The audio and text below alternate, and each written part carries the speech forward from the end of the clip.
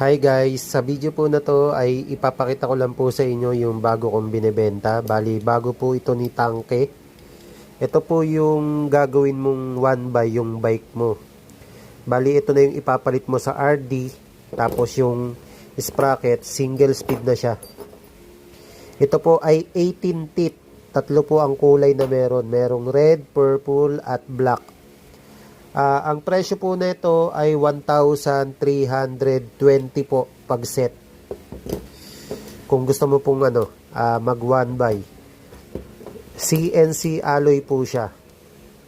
Ito yung purple. Tapos ito naman yung black. Yung red. Tapos ito yung 18 teeth. Malaki igagaan ng bike mo kung gusto mo mag one by. So, ayan lang guys. Maraming salamat po.